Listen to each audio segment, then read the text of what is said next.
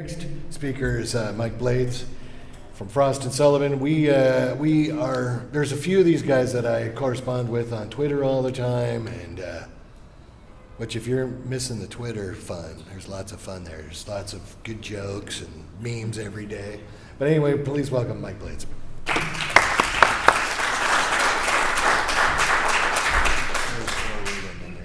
Okay, great. All right, thank you, Patrick. I'm not used to standing behind these microphones. I like to move around, but if I move around away from here, you won't be able to hear me. So I'll try to stay here and talk to you about the commercial drone market in 2018. My job at Frost & Sullivan is basically to try to know more than anybody else in the room about a certain market. That's difficult from a 30,000. It's easier from macro view than from a micro view. So everything that I look at is very macro view. This is what I'm going to talk about with a little jokes. Since I'm not good at telling jokes, I'll let the slide do it for me. But we'll talk about kind of where the commercial drone market. I'm really focused on the commercial here. So if we have any, I separate that from the civil, which would be the law enforcement type stuff. And but you can ask me questions about that if you want to, because I've done research on that as well. But so I'll talk about how the commercial market started, where we are, where we're going, some trends and growth opportunities in there, and then some takeaways. So why am I up here talking to you? Just a little bit of my background. I was in the military pilot in the Air Force for 21 years. As soon as I retired, Frost & Sullivan hired me to be a researcher, analyst, and consultant. I've been doing that for almost 7 years now, and really specializing in the areas of unmanned vehicles. So not just commercial, but also civil and military, and also all domains, so airborne, maritime, and ground. Although some of those markets are more popular than others right now. That's just why I'm here talking to you about unmanned aircraft. I have a master's in aerospace operations and an MBA, and I'll be talking to you about the last point there. And if you care, on the right side are just some report titles that I've completed and some reports that I'm working on. I've really started to focus more on competitive intelligence, because that's what our clients are coming to us for. Nobody really wants to know how many drones are going to be made anymore. They want to know what the utility of using those drones is going to be from a services standpoint, and who's going to be the winners in those areas, so they can either invest in or partner with them. So where we started, basically, talk about the drivers. Most of the folks in here understand what the drivers for using drones are. They're affordable compared to some other options in most cases. They're flexible, can use them in a lot of environments. Especially environments where aren't conducive to people traveling by foot or even by air sometimes. And then the utility. So we've all heard the dull, dirty, dangerous, the 3Ds. I've added 2 more. I actually added the 4th one a while back, difficult, and then I stole the 5th one from Hanger, which said different, which I kind of agree with, because there are some things that drones are doing that nothing else did before we figured out that drones could do it. So let's talk about a real quick history. I'm going to try and go through this relatively quickly so we can catch up a little more, and I talk fast anyway. So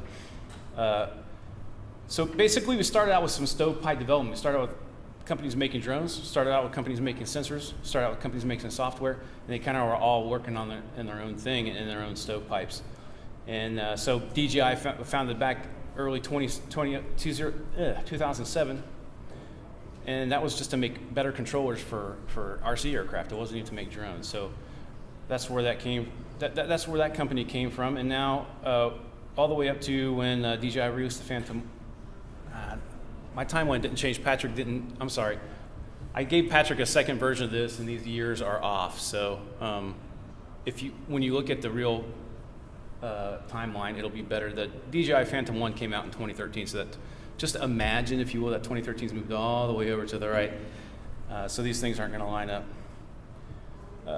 We'll just go over the overview of everything then, since the years aren't matching up. And if you have questions at the end, I'll tell you. So we went in from stovepipe development to started talking about some synergistic M&A. So mergers and acquisitions, where surveying companies were buying drone companies. Intel acquired a couple of drone companies. So a lot of partnerships and a lot of acquisitions there, or a lot of acquisitions first, and then finally we started seeing a real uptick in the end-to-end partnerships and full stack solutions. Again, that today should be out at the end of the arrow, so I apologize for that. Like I said, I don't know if Patrick provides you the slides for this after the show, but if he does, I'll make sure he has the updated version. This was a function of going from the normal PowerPoint slide to the wide version. So, okay, so where we are, I'm going to go back and refer back to those three ways we came to the market and where the market is now. But I want to talk about how the ecosystem sort of works and what the workflow looks like. So basically, we find drones today in a commercial venue or application. We plan the mission, we acquire the data, we process that data, we analyze it, and we present it. And all those little pieces underneath are things that you do in each one of those steps. And then underneath are the type of operations. So obviously day we can do in 107, night ops over people and beyond visual line of sight are all things that need some sort of waiver. And I talked about the partnerships. This is just an example. Parrot has a similar setup. Intel has a similar setup, although Intel is mostly through acquisitions rather than partnerships. But this is just a small sort of picture of what the partnerships DJI has are. Some of them are active. Some of them are just sort of eyewash to say, hey, we're partnering with this company, almost to give the company that's being partnered with some sort of validity. But there are some productive partnerships here. And what that does is it builds a unique ecosystem so that they can have that full stack solution. So this would be what an ecosystem would look like if you were using a DJI product in one of the full stack solutions. So you have lots of options of what you can use in each one of those areas in the mission planning and the data acquisition. And then also on the types of operations, FLIR obviously allows you to work at night and test things where heat's coming from at night. DJI's drop safe for ops over people eventually sometime. So there's just different technologies out there that are going to enable these types of operations. Again, the technology is much further than the ability to regulate it. And the common thing throughout here I want you to notice is data. Everything except for the plan and the mission has something to do with data. And that's where the main point of what I like to sort of point out, and I think you may have even heard Patrick say this or seen him say this, is so much about the drone market, commercial drone market, not being about drones, it's about the data. If you talk to the folks in the military, the Marines, the Army troops, they'll tell you that the drone is just a truck to get a sensor on target, or in some cases, a munition on target. And not just about data, but how that data contributes to the larger big data and how we make decisions in near real time and real time. So some current operations, again, 107 has allowed a lot of these things to flourish. Oil and gas, construction, mining and aggregates, inspecting towers and windmills, and in a larger scale now, increasing scale, I guess is better to say, aircraft inspections inside hangars using drones indoors to do some pretty precise aircraft inspections after lightning hits, or if it's just a periodic inspection that's required of the aircraft. And here's just one example of an ROI. So again, everything is not, drones aren't going to solve every problem, but these kinds of tests and these kinds of trial inspections and trial applications will allow you to go in and find out if you're going to get an ROI, and this company did. So K2 Dronautics inspected 12 offshore flare stacks in 6 days. And so not only did they save money in inspection costs, but also they didn't have to shut down the flare stacks for as long. So there's also cost savings there. So those are all things that you have to factor in when you're talking about ROI. Some applications have more ability to create ROI, some don't, and that's what that's what we're still in the process of figuring out. So let's talk about some forecasts. We'll talk about some numbers here, and this is kind of interesting to me because this is the FAA, and again, this is a platform perspective. So platforms used for commercial use. Just in 2017, they had a forecast out where they said in 2021 there's going to be 483,000 drones used in commercial or purchased for commercial use or additionally in operation. So that's not a cumulative. That's the actual number for the year. All these numbers are annual numbers, not cumulative. So just earlier this year, they released another one. And if you compare that 2017 high forecast to the 2018 high forecast, you have a 60% reduction just from the FAA. I haven't had an explanation as to why this is the case. It's pretty significant. He asked me 483,000 in 1 year down to 194,000. But I have some suspicions this is what's happening. The problems with that forecast is they're basing our forecast on 107 registrations.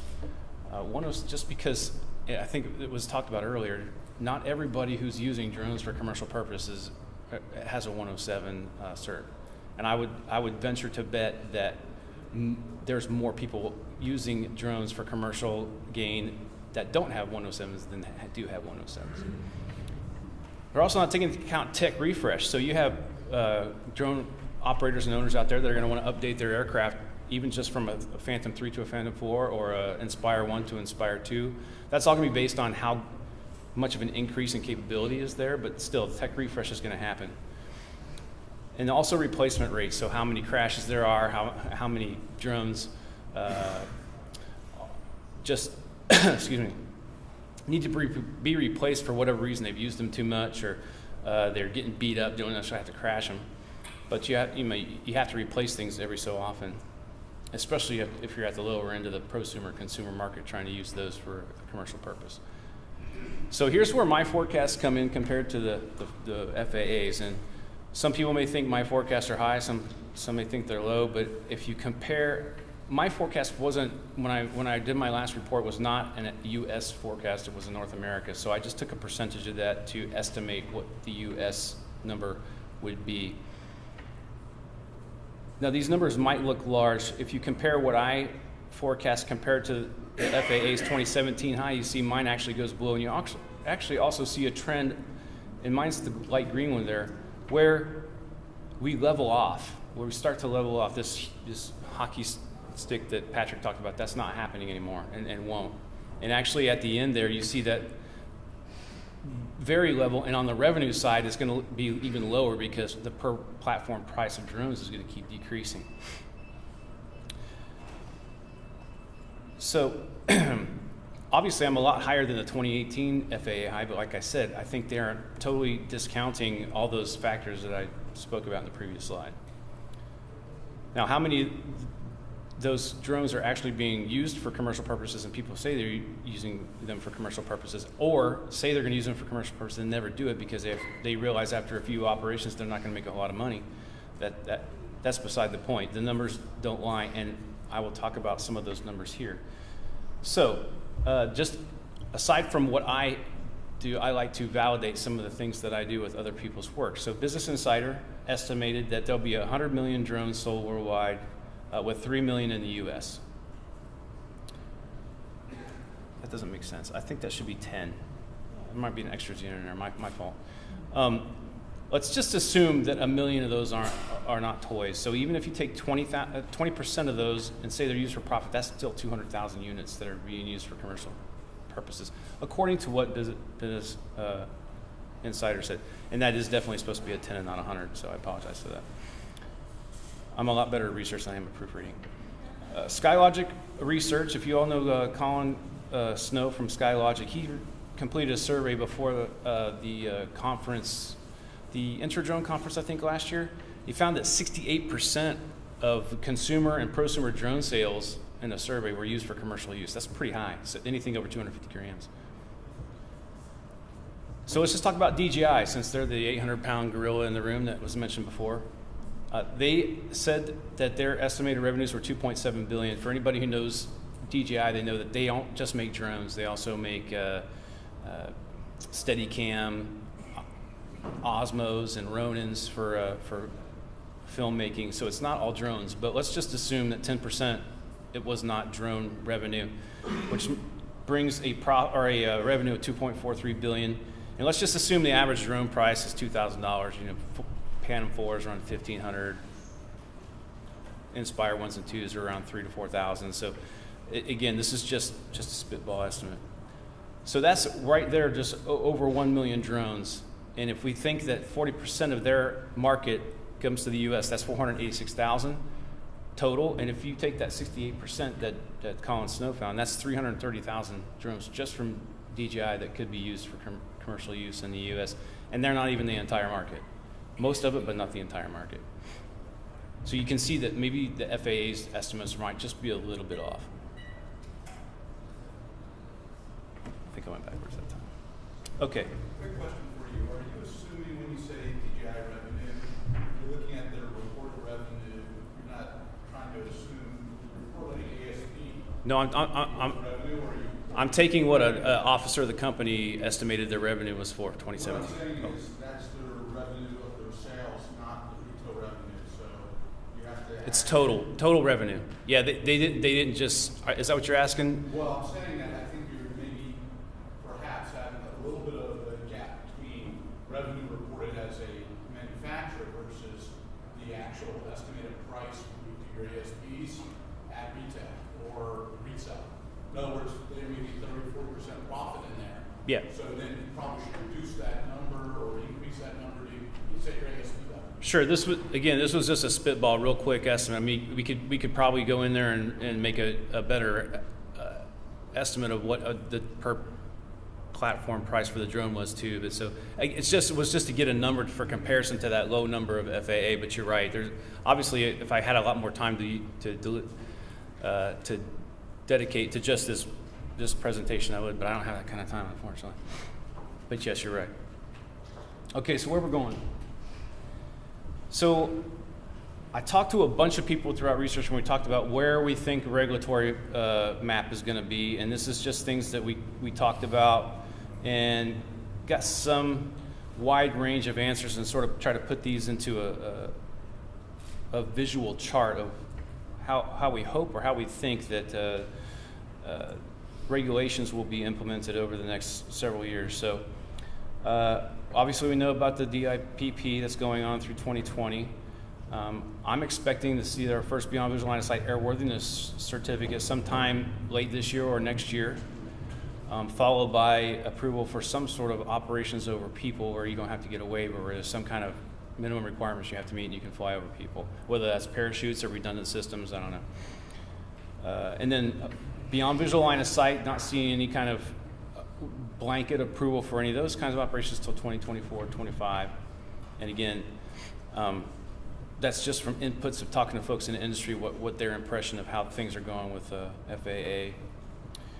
There's a little bit more explanation over on the left-hand side, but I won't dwell on that too much. Again, if you get this afterwards, you can look at it, and you'll have my information. Anybody in here wants to email me or just call me on the phone, want to talk about any of these issues, I'm more than happy to do that. So some drone adoption. Again, talking to a bunch of different people within the industry, talking about how do you think that adoption is going to occur within these different verticals over the next several years. So oil and gas has been adopting pretty quickly and pretty having some pretty good success on the ability to generate some ROI. That's why you have companies out there like Sky Futures and Cyberhawk that are doing quite well. So basically, we can look through here and see that the next several years, oil and gas probably going to be looking at 60 to 70% adoption. And this is based on the companies that will eventually adopt. Some companies will never adopt drones. So you can look through here and see that probably going to have somewhere between 80 and 90% of enterprise adoption by 2025. Now, understand that that's just using drones. It doesn't mean that's the end point. They might upgrade to, say, automated drones or drones that use AI or drones that are more autonomous, so you don't actually have to have pilots there, can be conducting remote inspections, whatever. But this is how we see the adoption roadmap playing out. And just for civil, real quick, down there, that's going to be a little quicker. We think, well, first of all, there's a lot fewer entities total, and most of the I think is Gene in here? If you ask Gene, he'll tell you that probably most of the folks that want drones in the law enforcement and first responder area, most of them that want them will be getting them in the next couple of years.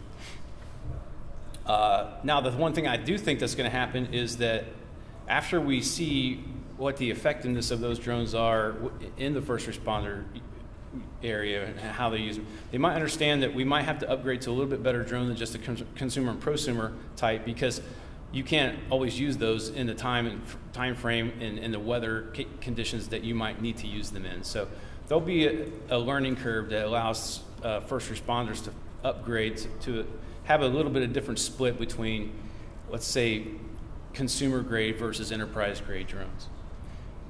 Oh, that's it for me. I guess my last slide, there was something on there about just understanding the commercial market, the drone market is,